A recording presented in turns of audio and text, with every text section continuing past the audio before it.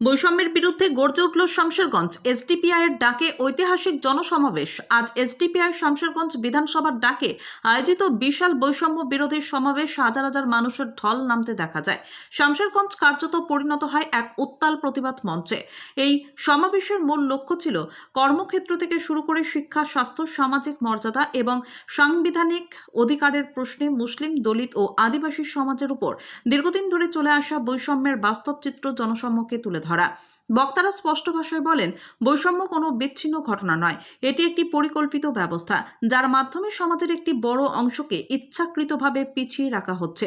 সমাবেশে উপস্থিত ছিলেন শামশেরগঞ্জ ব্লক সভাপতি আলাউদ্দিন শেখ, সেক্রেটারি নুরুল ইসলাম, রাজ্য সাধারণ সম্পাদক হাসিবুল ইসলাম ও মোহাম্মদ কামাল বাশিরুজ্জামান, জেলা সভাপতি মোহাম্মদ জাকির হোসেন, জেলা সম্পাদক এমদাদুল হক, সুতি বিধানসভার সভাপতি এমদাদুল ইসলাম সহ অসংখ্য এসডিপিআই কর্মী ও সমর্থক।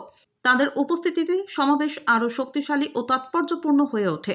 সমাবেশে বক্তব্য রাখতে গিয়ে রাজ্য সাধারণ সম্পাদক হাসিবুল ইসলাম রাজ্য ও কেন্দ্র সরকারের বিরুদ্ধে তীব্র ভাষায় আক্রমণ শানান। তিনি বলেন, উন্নয়নের নামে দেশে যে রাজনীতি চলছে তা আসলে বৈষম্যকে আরও গভীর করছে। শিক্ষা ও চাকরির ক্ষেত্রে সংখ্যালঘু ও প্রান্তিক জনগোষ্ঠীর জন্য সুযোগ ক্রমশ সংকুচিত করা হচ্ছে। সরকারি প্রকল্প থেকেও তাদের বঞ্চিত করা হচ্ছে। তিনি দাবি করেন, এই বৈষম্য ইচ্ছাকৃত ও রাষ্ট্রীয় মদতেই চলছে। শামশেরগঞ্জ ব্লক সেক্রেটারি নুরুল ইসলাম তার বক্তব্যে শামশেরগঞ্জের গঙ্গা ভাঙন সমস্যাকেও কেন্দ্র করে তীব্র ক্ষোভ প্রকাশ করেন। বছরের পর বছর ধরে গঙ্গা ভাঙনে মানুষ ঘরছাড়া হলেও সরকার কার্যকর কোনো ব্যবস্থা নেয়নি বলে তিনি অভিযোগ তোলেন।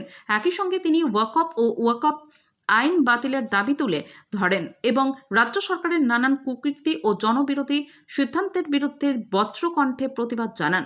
জেলা সভাপতি মোহাম্মদ জাকির হোসেন তার বক্তব্যে বলেন, মুসলিম সমাজকে পরিকল্পিতভাবে পিছিয়ে রাখার চিত্র আজ আর অজানা নয়। শিক্ষা, অর্থনীতি ও সামাজিক ক্ষেত্রে একের পর এক বাধা তৈরি করে একটি পুরো সম্প্রদায়কে মূল স্রোত থেকে দূরে সরিয়ে দেওয়া হচ্ছে।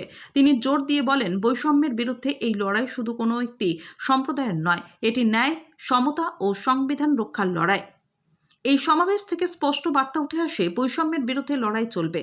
প্রান্তিক মানুষের অধিকার আদায় না হওয়া পর্যন্ত আন্দোলন থামবে না। শামশেরগঞ্জের মাটি থেকে আজ এই গর্জন উঠল, তার রাজ্য ও কেন্দ্রের শাসকের কানে পৌঁছবে। এই প্রত্যয় নিয়েই সমাবেশের সমাপ্তি ঘটে। আজকে হঠাৎ করে এখানকার এমএলএ সাহেব এটা ডেকেছেন, আর এটা আমাদের পূর্ব নির্ধারিত ছিল। অ্যাকচুয়ালি আগামী দিনে মুর্শিদাবাদে টিএমসি শূন্য হতে চলেছে, এটা টের পেয়েছে, তাই তারা ভীত সন্ত্রস্ত হয়ে পড়েছে। আজ এসডিপিআইয়ের সবাই ডিস্টার্ব করার জন্য ভয় পেয়ে আজকে হঠাৎ করে তারা বিড়ি শিল্পর আপনার বৃদ্ধির জন্য বলেছে। অ্যাকচুয়ালি এটা কে করে? রাজ্য সরকার। তাহলে রাজ্য সরকার কেন আন্দোলন করতে হবে? পুঁজিপতি তো তাদের হাতে, বড় বড় নেতারা যারা এটা বৃদ্ধি করবে তারা তো তাদের হাতে। তাহলে তারা সেটা না করে এটা লোক দেখানো আন্দোলন করছে মাননীয় এমএলএ সাহেব। তা আমরা বলতে চাই, আগামী দিনে শামশেরগঞ্জে এসডিপিআইয়ের এমএলএ জনগণকে বের করার জন্য বলবো, জিতানোর জন্য বলবো, আমরা এখানে বিশ্বমানের স্বাস্থ্য, বিশেষ করে বিড়ি শ্রমিক যারা, তাদের জন্য আমরা বিশ্বমানের হসপিটাল গড়বো এখানে, এসডিপিআই এখানে এমএলএ জিতলে। কতটা আসন দেবেন? 26-এ দেখুন, আমরা অলরেডি এইভাবে এখনও বলবো না, আমরা জোট প্রক্রিয়া চালাচ্ছি, আমরা জোটের উপর নির্ভর করে তাকিয়ে আছি। এই যে 26-এর ইলেকশন, আমি প্রত্যেকটা বিজেপি এবং টিএমসি বিরোধী পার্টিকে এখান থেকে মেসেজ দিতে চাই যে আমাদের একটা সুযোগ আছে এই টাইমে, যে আমরা জোটের জন্য আমরা অপেক্ষা করছি। জোটের পরে আপনাদের নিশ্চয়ই বলবো আমরা কটা প্রার্থী কোথায় কী দিব, আমরা সব রেডি রেখেছি, কিন্তু এই মুহূর্তে আপনাদের বলছি না। আমরা অবশ্যই আপনাদেরকে